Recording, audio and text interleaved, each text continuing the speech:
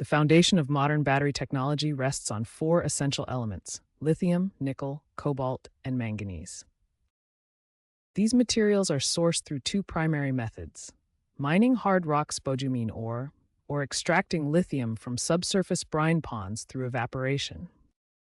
Raw ore undergoes intensive chemical processing to transform into the ultra-high purity compounds required for battery-grade performance. The production of a battery begins with high-intensity purification. Raw minerals must be refined to battery-grade purity, removing any trace elements that could hinder performance. These purified materials are synthesized into the cathode active material, or CAM. This chemical formula is the heart of the cell, dictating its energy density and long-term thermal stability. Through crystallization, we create a stable atomic structure. By carefully controlling this chemistry, engineers ensure the battery can store significant energy while remaining safe under high temperatures. The foundation of every battery electrode begins with a precise mixing process. We transform dry active material powders, conductive additives, and binders into a thick, uniform paste called a slurry. These ingredients are fed into a high-shear mixer. The conductive additives act as electron highways, while the binders act as microscopic glue, holding the active material firmly against the current collector foil. As the solvent is introduced, the high-speed blades blend the mixture into a consistent slurry. This process is critical. Any variation in viscosity or dispersion can lead to performance defects in the final cell. Once perfectly mixed, the slurry is stabilized for coating. This uniform consistency ensures that every square millimeter of the battery electrode functions efficiently, maximizing electron flow and storage capacity. In this stage, the slurry is precisely metered onto thin metal foils. This forms the cathode or anode current collectors. A slot die coater maintains a continuous, uniform thickness. The applied layer must be thinner than a human hair to ensure optimal performance. Even microscopic variations in layer thickness can lead to performance degradation or internal short circuits. Extreme precision at this stage is the foundation for reliable, long-lasting battery cells. We are witnessing a major shift in battery production: dry electrode manufacturing. Traditionally, electrodes are created by coating foil with a solvent-based slurry that requires massive, energy-intensive drying ovens. Dry electrode manufacturing, or DEM, removes the need for these solvents and ovens entirely. Instead, active materials are applied directly to the foil using high-precision mechanical rollers. This mechanical process reduces factory footprint by 30% and slashes energy consumption by 90% at this stage of production. It represents a cleaner, faster, and more efficient future for the battery industry. After the coating is dried, the electrode is still too porous and loose. We must now perform calendering, a high-pressure compression process. The electrode passes between two heavy steel rollers. This process crushes the coating to a precise target density. By applying immense force, we eliminate excess air gaps. A uniform, dense surface is essential for efficient movement of lithium ions. If this density is inconsistent, the battery will suffer.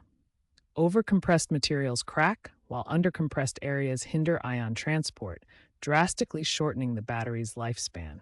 Precision calendering is the difference between a high-performing battery and a premature failure. After the coating process, we possess a wide master roll of electrode material. The next step is precision slitting. High-speed circular blades slice this wide foil into narrow, exact ribbons. These widths are specified to match the exact dimensions of our final battery cells. Each ribbon is then wound onto smaller mandrels. This stage ensures uniformity in tension and alignment. With these precise electrodes prepared, we are now ready to move them into the clean room for the final assembly of the battery cell. Battery assembly requires a hyper-controlled space known as the dry room. This environment maintains ultra-low humidity levels, far below what we experience in a typical factory. Even trace amounts of moisture can be catastrophic.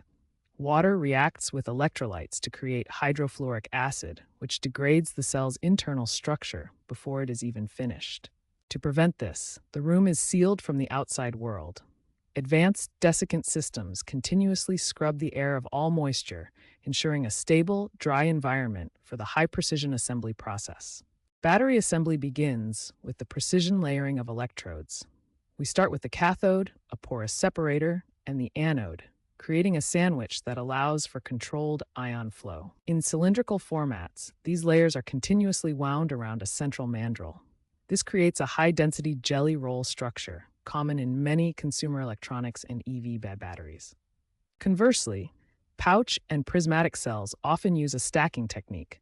Discrete sheets are stacked vertically, allowing for custom form factors and maximizing volumetric efficiency in vehicle battery packs. Regardless of the format, the core principle remains the same. Maintain perfect electrode separation to ensure safety while enabling seamless ion mobility during charge and discharge cycles. After assembly, the lithium-ion cell is essentially dead. It is electrically inert, meaning it cannot hold or release energy yet. This is where the formation process begins. Formation is a series of precisely controlled charge and discharge cycles. Its primary goal is to build the solid electrolyte interphase, or SEI layer, on the surface of the anode. During the first charge, lithium ions move to the anode. A portion of the electrolyte decomposes, creating a stable, thin film, the SEI layer. This layer prevents further electrolyte breakdown and allows the battery to function safely. Once this interface is established, the battery transitions from an inert assembly to an active, energy-storing device. This step is critical for long-term cycle life and safety. The SEI layer, or solid electrolyte interface, acts as a protective shield on the anode surface.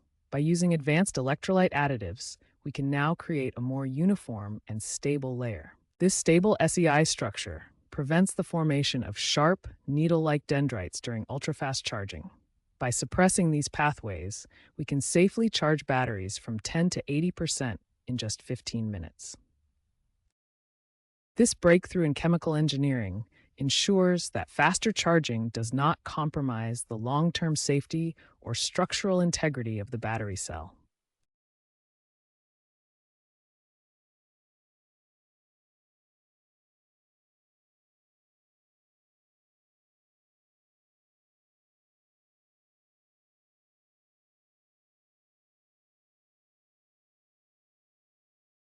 Manufacturers are replacing weeks of manual aging with AI-driven testing. By monitoring voltage stability in real time, AI models can predict cell health instantly, identifying and rejecting defective cells before they ever reach the supply chain. Traditionally, batteries were built using a module-based architecture. Cells are grouped into individual plastic or metal modules, which are then placed into a larger battery pack. Modern engineering is shifting to cell-to-pack, or CTP technology. By eliminating these intermediate modules, we integrate cells directly into the pack housing. This direct integration removes redundant plastic and cabling, maximizing the volume available for energy storage and significantly reducing total vehicle mass. The Battery Management System, or BMS, acts as the intelligent brain of the modern electric vehicle battery pack. The BMS now utilizes digital twins, which are virtual simulations that replicate the physical battery pack in real time. By modeling individual cell degradation, the system can predict performance shifts before they occur. By dynamically balancing current flow and detecting chemical signatures of failing cells, the BMS prevents faults, significantly extending the life and safety of the entire energy storage system. Battery cells generate heat during operation. If temperatures climb too high, performance suffers and safety risks emerge. To maintain an optimal temperature window, manufacturers integrate liquid cooling channels directly between cell rows. These plates carry a thermal conductive fluid. The coolant absorbs heat via conduction, transporting it away from the sensitive cells to a heat exchanger. This ensures thermal uniformity across the entire pack. Maintaining this narrow temperature window is critical. It maximizes charging speeds, extends cycle life, and prevents thermal runaway events, ensuring both efficiency and safety. Traditionally, battery packs were secondary components housed within the vehicle's frame. Today, we are seeing a transformative shift. The battery pack is becoming a structural component of the chassis itself. By integrating cells directly into the pack and using that pack as the structural floor of the vehicle, Manufacturers eliminate redundant heavy casing and separate mounting hardware. This structural battery integration directly reduces the vehicle's total weight, streamlines assembly by reducing the total part count, and allows for more space to house energy-dense cells.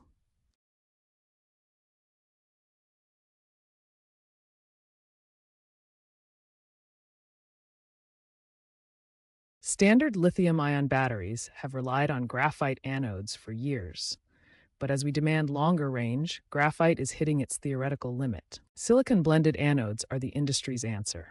A single silicon atom can bond with significantly more lithium ions than graphite. Silicon can hold 10 times the lithium ions of graphite.